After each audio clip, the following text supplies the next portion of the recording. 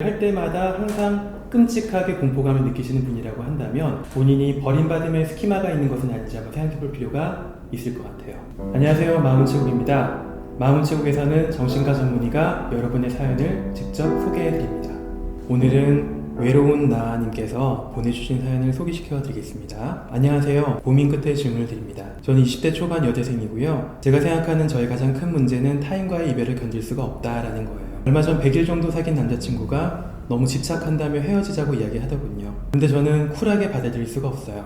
이별 이야기를 듣는 순간 저도 모르게 울며불며 휴대전화에다가 사정을 하고 있더군요. 제발 내 곁을 떠나지 말라고요. 그리 오래 사귀지도 않은 친구라 지금 생각해보면 사정할 것까진 아닌데 그 순간 너무 무서웠어요.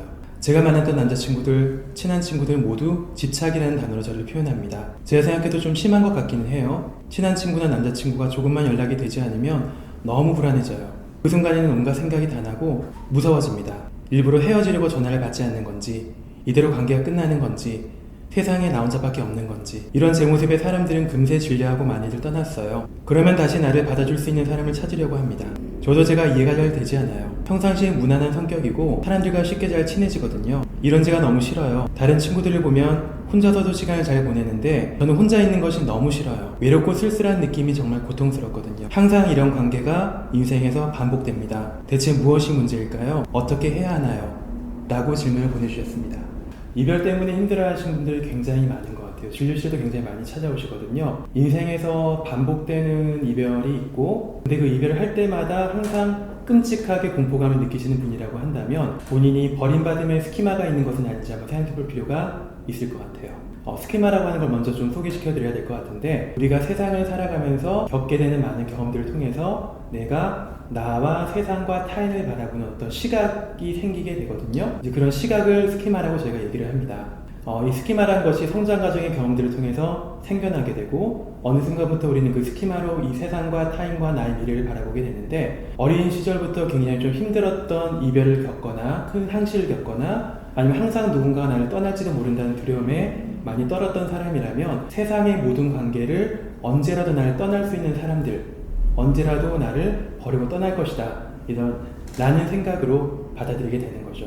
이별 상황만 되면 너무 두렵고 끔찍하고 공포스럽다. 사실 이별이라고 하는 거는 서로가 맞지 않아서 헤어지는 건데, 본인이 받아들이기에는 상대방이 나를 싫어서 버리고 떠나는 것이다 라고 항상 해석을 하게 되거든요.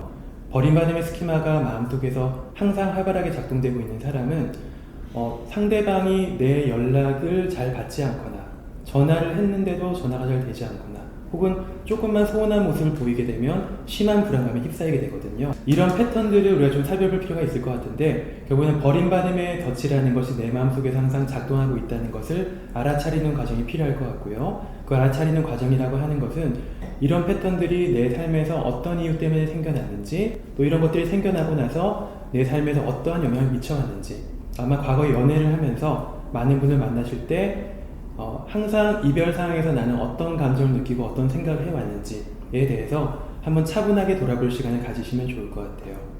스키마가 작동하는 순간을 알아챌 수 있게 되면 그 순간에 멈출 수가 있게 되고, 멈추고 나면 그 다음부터는 우리가 다르게 행동할 수 있는 여러 가지 선택지들을 찾아낼 수가 있거든요. 오래된 패턴을 깨기 위해서는 두 가지의 과정이 필요해요. 첫 번째는 알아차림의 과정이에요.